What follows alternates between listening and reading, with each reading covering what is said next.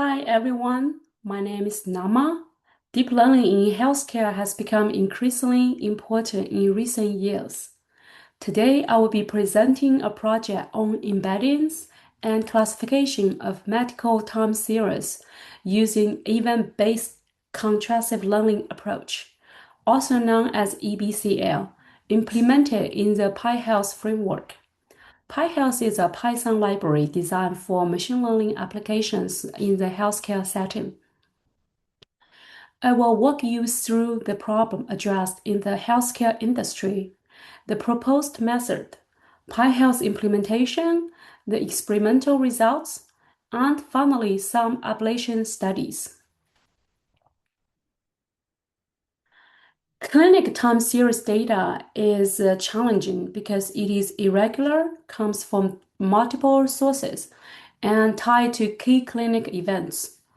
For many prediction tasks, such as mortality or length of stay, the target is centered around important events like ICU admission, hypotension, or mechanical ventilation. Traditional supervised learning often underuses the temporal structure before and after these events. So the key challenge is not just modeling a sequence, but modeling a sequence around a clinic meaningful event. What I want is a representation that captures both pre-event and post-event information and how they relate to each other. The method is event-based contrastive learning, or EBCL. The idea is to construct two views of the data, a pre-event window and a post-event window, each represented as a sequence of time, features, and value triplets. Both windows are passed through a shell transformer encoder.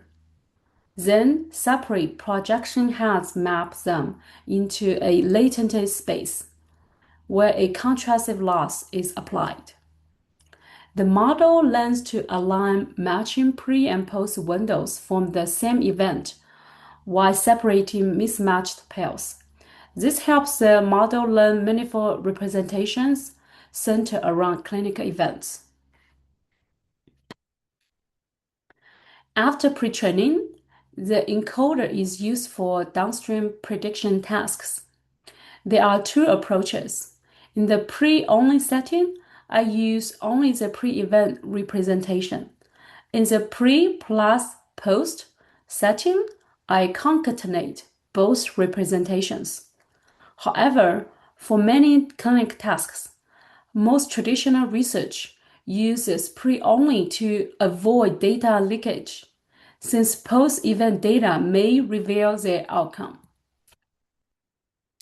In this project, I reproduced the EBCL modeling framework in PyHealth. I implemented the full pipeline, including triplet tokenization, a transformer encoder, projection heads, contrastive pre-training, and fine-tuning. I adapted Mimic4 data into EBCL style inputs, including pre and post windows and masks. I also implemented testing, training, and ablation experiments. Compared to other research, my setup differs in that I use simplified event extraction, fewer training epochs, and a single run evaluation instead of multi-seed reporting. My reproduction pipeline includes 5 main steps.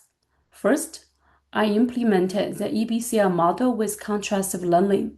Second, I designed a PyHealth compatible interface. Third, I perform unit testing, including forward pass and gradient checks. Fourth, I apply the model to Mimic4 tasks, including mortality and 3-day length of stay. Finally, I run experiments and ablations, evaluating performance using AUC as a primary metric. Here, I compare my results with the original paper. I evaluate mortality and 3-day length of stay tasks.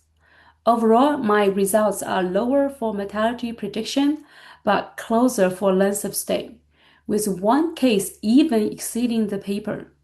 However, these results are not directly comparable due to differences in dataset construction and evaluation setup. To better understand model behavior, I performed ablation studies. I tested four configurations: baseline, higher dropout, larger hidden dimension, and lower learning rate. Each configuration was trained with 5 pre-training epochs and 5 fine-tuning epochs. This allows us to analyze how hyperparameters affect performance across tasks. From the result, I observe that performance varies across tasks and configurations.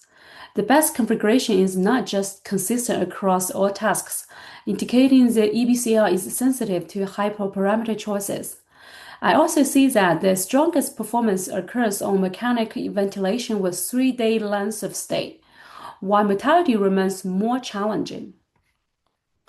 To conclude, I would like to briefly discuss some directions for future work. First, there's room to improve the model architecture. For example, we could explore more advanced models like transformers, which are well suited for capturing long-term dependencies in medical time series. Second, we can extend this work to larger and more diverse healthcare datasets.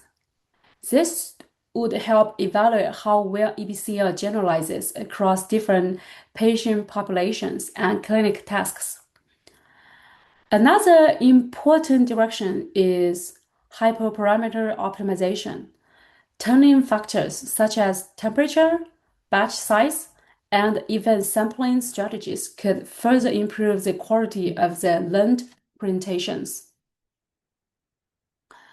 In addition, more detailed ablation studies could provide deeper insights into how each component of EBCL contributes to overall performance, especially the role of event definition and time segmentation. Finally, a key goal is to move toward real-world applications. For example, applying EBCL to clinic decision support systems could help improve patient outcome prediction and the whole healthcare delivery.